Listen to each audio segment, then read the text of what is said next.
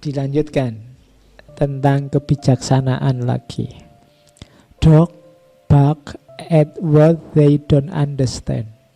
Ini nyindir luar biasa. Anjing itu menggonggong pada apa yang tidak mereka mengerti. Berarti apa? Orang itu semakin banyak ngomong menunjukkan dia tidak paham. Kalau sudah paham ya diem. Biasanya begitu.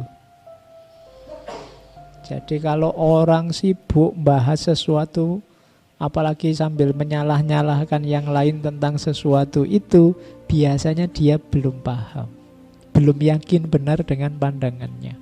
Dog bark at what they don't understand.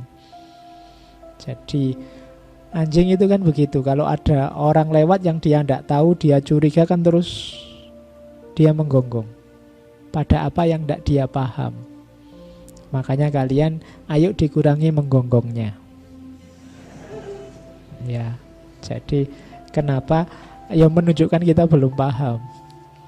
Jadi jangan terlalu banyak menggonggong. Kita sibuknya pada yang tidak kita pahami. Oke, nasihat yang selanjutnya, it's not too late to seek a newer world. Masih belum terlambat untuk mencari dunia yang baru. Hidup ini hakikatnya perubahan. Kekurangan kita banyak, ya pasti. Ayo kita perbaiki, kita bangun dunia yang baru. Masih belum terlambat. Tidak ada kata terlambat kita untuk membangun dunia yang baru. Meskipun pemilu sudah selesai, menteri sudah dipilih, tidak apa-apa. Sudah yang jalan biar jalan, kita bangun dunia yang baru. Dan yang terakhir, kuncinya untuk bisa membangun dunia yang baru apa? Kesadaran.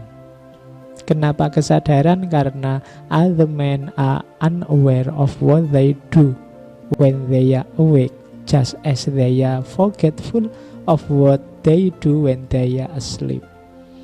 Banyak orang tidak sadar apa yang mereka lakukan saat sadar, sebagaimana mereka lupa apa yang mereka lakukan saat tidur. Hidup kita ternyata sering tidak sadar.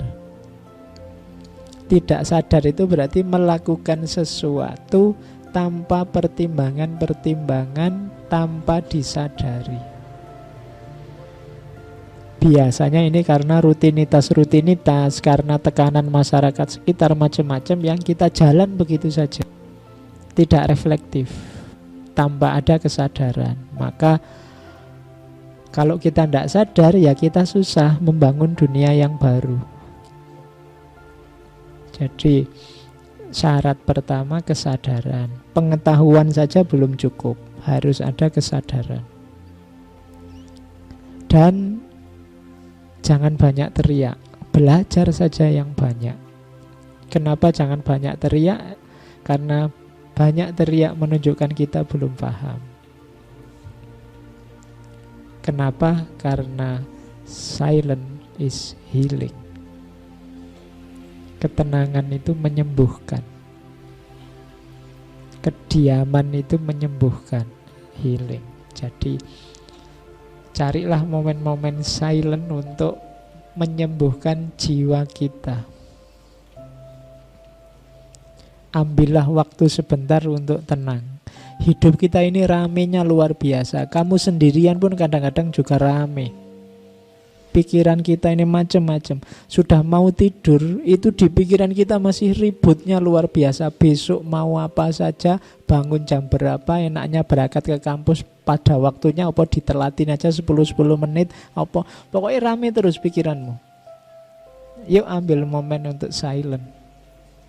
Karena silent healing, menyembuhkan jiwamu, menyembuhkan fisikmu. Dalam sehari ambillah ketenangan barang 5-10 menit sudah lumayan. 1/4 jam kalau bisa, setengah jam syukur-syukur. Ada yang ngambil model meditasi, ada yang ngambil model sholat, ada yang monggo lah, ambil momen untuk silent biar healing. Nah ini sarannya Heraklitus. Biar 24 jam hidup kita isinya tidak ribut terus, rame terus. Ada momen-momen, kalau bahasa agama, tafakur, muhasabah, hening. Di banyak budaya, di banyak peradaban, keheningan ini disarankan dengan berbagai bentuk aktivitas.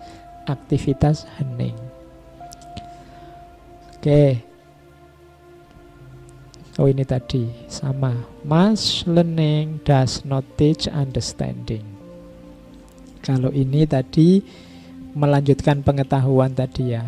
Banyak belajar tidak berarti membuat orang paham. Banyak yang kayak tadi hanya mengoleksi pengetahuan saja. Jadi urutannya memang belajar, dari belajar terus jadi tahu pengetahuan, dari tahu terus jadi paham. Kalau paham berarti sudah mendalam, setelah itu sadar. Sadar ini prasyarat awal untuk melahirkan tindakan. Baru setelah tindakan kita tinggal menunggu hasil dan manfaatnya. Jadi belajar, tahu, paham, sadar, dan dijalankan. Urutannya itu. Kalau tidak begitu nanti katanya Al-Quran kaburo maktan. Kamu hanya ngomong. Ngaji filsafat sampai 200 sekian, kamu ada di level mana? Belajar, tahu, paham, sadar, apa tindakan? Apa masih belajar saja Pak? Tahu saja belum, saya tidak paham-paham sejak dulu misalnya. Ya tidak apa-apa, harus berusaha untuk naik kelas. Kalau sudah tahu nanti naik kelas, didalami paham. Kalau sudah paham disadari sehingga bisa dirumuskan implementasinya dalam tindakan. Maka ilmumu akan berkorelasi dengan naiknya kualitas hidupmu. Kalau tidak, pengetahuanmu hanya jadi koleksi, hanya jadi museum, jadi perpustakaan, tidak ngefek ke peningkatan kualitas hidup.